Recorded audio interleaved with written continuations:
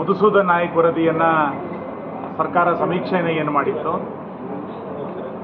ಹತ್ತತ್ರ 8-9 ತಿಂಗಳಾದ ನಂತರವೂ ಕೂಡ ಈ ವರದಿಯನ್ನು ಸರ್ಕಾರ ಮಂಡಿಸಲಿಕ್ಕೆ, ಕ್ಯಾಬಿನೆಟ್ಗೆ ತರಲಿಕ್ಕೆ ಮೀನಾಮೇಷವನ್ನು ಎಣಿಸ್ತಾ ಇರುವಂಥದ್ದು ಹಲವು ರೀತಿಯಾದಂಥ ಅನುಮಾನಗಳಿಗೆ, ಊಹಾಪೋಹಕ್ಕೆ ಇವತ್ತು ಕಾರಣ ಆಗ್ತಾ ಇದೆ. ರಾಜ್ಯದ ಜನರ ತೆರಿಗೆಯನ್ನು ದೊಡ್ಡ ಪ್ರಮಾಣದಲ್ಲಿ ಬಳಸಿ 450 ಕೋಟಿ ರೂಪಾಯಿಯನ್ನು ಈ ಒಂದು ಸಮೀಕ್ಷೆಗೆ ಸರ್ಕಾರ ಬಳಸಿಕೊಂಡಿದ್ರೂ ಕೂಡ ಯಾಕೆ ಈ ವರದಿಯನ್ನು ಸರ್ಕಾರ ಮಂಡಿಸಲಿಕ್ಕೆ ಹಿಂದೇಟಾಗ್ತಾ ಇದೆ? ನೂತನ ಮುಖ್ಯಮಂತ್ರಿಗಳು ಇದರ ಬಗ್ಗೆ ಒಂದು ಶಬ್ದವನ್ನು ಕೂಡ ಯಾಕೆ ಮಾತಾಡ್ತಾ ಇಲ್ಲ?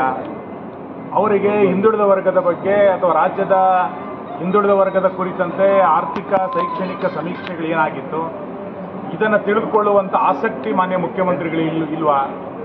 ಈ ಎಲ್ಲ ರೀತಿಯಾದಂಥ ಅನುಮಾನಗಳು ಬಹಳ ದೊಡ್ಡ ಪ್ರಮಾಣದಲ್ಲಿ ದಟ್ಟವಾಗಿ ಕಂಡು ಬರ್ತಾ ಇದೆ.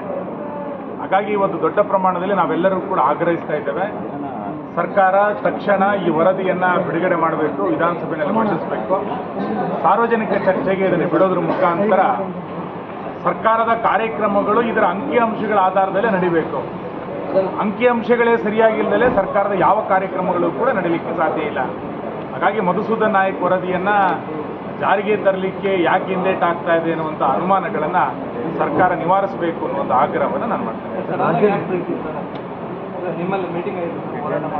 ಅಲ್ಲ, ಇಲ್ಲೇನಂತಂದರೆ ಸೆಪ್ಟೆಂಬರ್ನಲ್ಲಿ ಸಮೀಕ್ಷೆ ಪ್ರಾರಂಭ ಆಗಿತ್ತು, ಅಕ್ಟೋಬರ್ 30ಕ್ಕೆ ಮುಗಿದಿದೆ. ಮಾನ್ಯ ಅವತ್ತಿನ ಮುಖ್ಯಮಂತ್ರಿಗಳು ಹೇಳಿದ್ದೇನು ಅಂತ ಕೇಳಿದ್ರೆ 3 ತಿಂಗಳಲ್ಲಿ ವರದಿಯನ್ನು ಮಂಡಿಸ್ತೀವಿ ಅಂತ. ಸೆಪ್ಟೆಂಬರ್, ಅಕ್ಟೋಬರ್, ನವೆಂಬರ್ನಲ್ಲಿ ಮಂಡಿಸಬೇಕಾಗಿತ್ತು. ಬಜೆಟ್ನಲ್ಲೂ ಇದ್ರ ಬಗ್ಗೆ ಒಂದು ಅಕ್ಷರ ಪ್ರಸ್ತಾಪ ಮಾಡಲಿಲ್ಲ. ನಾನು ವಿಧಾನಸಭೆಯಲ್ಲೂ ಕೂಡ ಇದನ್ನು ಪ್ರಸ್ತಾಪ ಮಾಡಿದ್ದೆ. ಯಾಕೆ ರಾಜ್ಯಪಾಲರ ಭಾಷಣದಲ್ಲಿ ಇದನ್ನು ಸೇರಿಸಲಿಲ್ಲ, ಬಜೆಟ್ನಲ್ಲಿ ಯಾಕೆ ಸೇರಿಸಲಿಲ್ಲ ಅನ್ನುವಂಥ ಕೇಳ್ತಾನೆ ಇದೆ.